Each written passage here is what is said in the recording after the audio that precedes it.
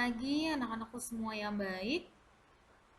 Selamat berjumpa kembali dalam pembelajaran jarak jauh atau daring di pertemuan kedua hari ini pada mata pelajaran bimbingan dan konseling untuk kelas 8 di semester 1 atau ganjil di tahun pelajaran 2020 sampai 2021. Bagaimana kabar kalian hari ini, Nak? Semoga kalian sehat-sehat selalu ya, dan selalu dalam keadaan baik. Walaupun masih pandemi saat ini, kita harus tetap semangat mengikuti pembelajaran daring dan harus menyelesaikan tugas-tugas dari setiap mapel yang memberikan tugas kepada kalian. Ya, kembali dengan Ibu, guru bimbingan dan konseling kalian. Hari ini kita akan menyimak materi Stop Mengeluh, Selalu Bersyukur. Tujuan materi ini yaitu siswa dapat memahami dan menyadari nikmat dari pemberi nikmat, Tuhan Yang Maha Esa, serta memiliki sikap syukur terhadap nikmat yang telah diberikan olehnya. Jadi kita harus selalu bersyukur walaupun di negara kita ataupun dunia sedang terjadi wabah COVID, ya, dimana dalam hal apapun, dalam keadaan apapun, kita harus selalu bersyukur. Bersyukur diberi kesehatan, bersyukur diberi nafas kehidupan setiap pagi, setiap hari, bersyukur masih bisa berkumpul bersama keluarga dan orang-orang yang kita cintai maupun sayangi, bersyukur masih bisa beraktivitas di sedia kala.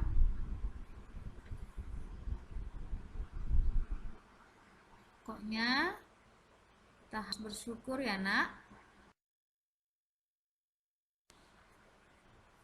Sebelum Ibu melanjutkan materi berikutnya, baiknya kita breaking dulu ya.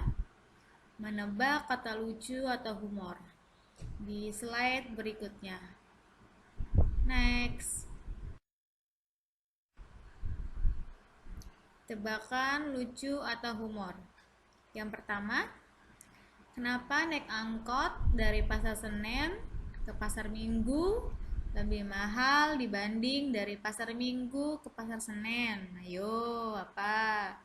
Yang kedua, ada kalimat yang terdiri dari 3 kata. Dibaca dari kiri ke kanan dan kanan ke kiri sama saja. Kalimat apa itu? Tebak ya. Jawabannya ialah karena dari Pasar Senin ke Pasar Minggu harus melewati Pasar Selasa, Pasar Rebo, Pasar Kamis, Pasar Jumat, dan Pasar Sabtu. Sedangkan dari Pasar Minggu langsung ke Pasar Senin. Yeay. Yang kedua, kasur ini rusak. Ya.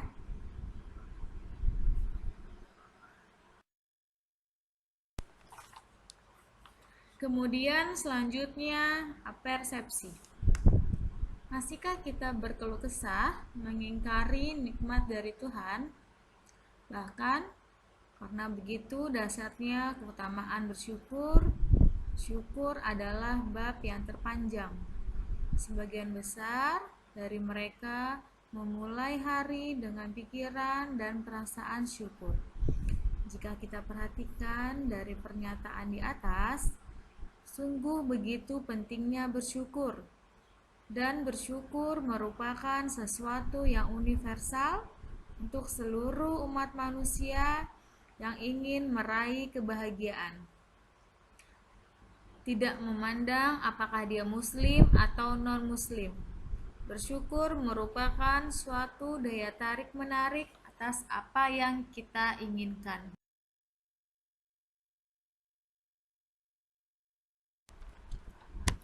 Kemudian, manfaat bersyukur, yaitu ada 5 macam.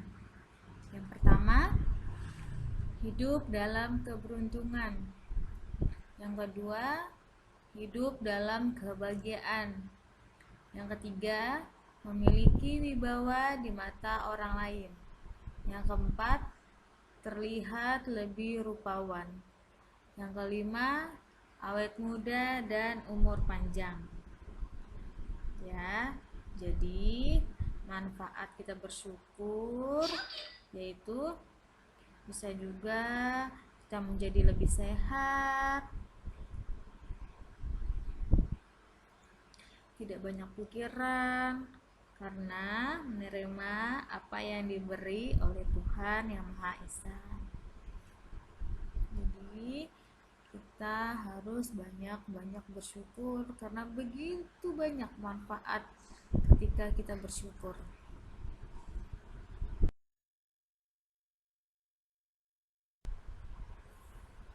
Kemudian, apa akibat dan ancaman jika tidak mau bersyukur? Yang pertama, hidup menderita. Hidup rasanya selalu menjadi beban, iri dengan keberuntungan orang lain, dan enggan untuk berusaha lebih baik. Yang kedua, hidup menjadi selalu sial. Bahwa penelitian membuktikan orang yang tidak bersyukur selalu memiliki sifat negatif pada diri sendiri atau menjadi pesimis. Dan pada orang lain pun menjadi buruk sangka atau seujon. Yang ketiga, mudah terserang penyakit.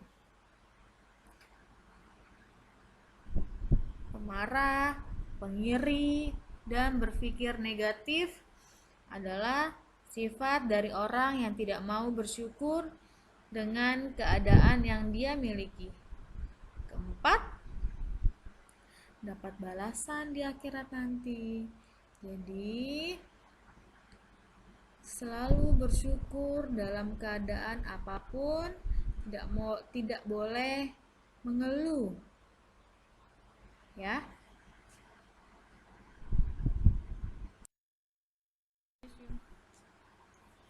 Kemudian, sebab-sebab kurang bersyukur. Pertama, lalai dari nikmat Tuhan. Sesungguhnya banyak manusia yang hidup dalam kenikmatan besar, baik nikmat yang umum maupun khusus, akan tetapi dia lalai darinya. Kedua, kebodohan terhadap hakikat nikmat. Sebagian orang tidak mengetahui nikmat, tidak mengenal dan tidak memahami hakikat nikmat. Dia tidak tahu bahwa dirinya berada dalam kenikmatan, karena dia tidak mengetahui hakikat nikmat. Ketiga, pandangan sebagai manusia kepada orang yang berada di atasnya. Jika seorang manusia melihat kepada orang yang di atasnya, yaitu orang-orang yang diberi kelebihan atasnya, dia akan meremehkan karunia yang Tuhan berikan kepadanya. Keempat, melupakan masa lalu. Di antara manusia, ada yang pernah melewati kehidupan yang menyusahkan dan sempit. Dia hidup pada masa-masa yang menegangkan dan penuh rasa takut, baik dalam masalah harta, penghidupan, atau tempat tinggal. Selanjutnya, tugas. Ada 5 tugas ya, Nak. Yang pertama, apa arti bersyukur? Yang kedua, sebutkan macam-macam bentuk bersyukur. Sebutkan 4 saja. Yang ketiga, ada seseorang yang melakukan syukur di tempat kejadiannya. Syukur yang bagaimana yang dilakukannya? Yang keempat, mengapa kita harus bersyukur? Yang kelima, Apa akibat seseorang yang tidak pernah bersyukur? Nah, kalian tulis di buku BK kalian masing-masing. Setelah selesai, kalian cukup memfoto jawabannya, kirim ke email ibu yang ibu share alamatnya di Google Classroom. Yang kedua, jangan lupa ya, selalu diberi hari dan tanggalnya, supaya kalian tahu atau ibu tahu pas nanti ibu cek ketika kita sudah masuk hari apa atau tanggal berapa tugas yang ibu berikan.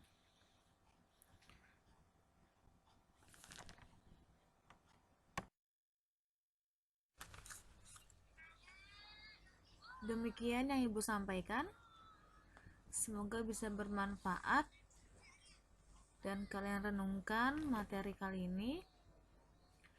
Sampai bertemu kembali di materi atau pembelajaran berikutnya.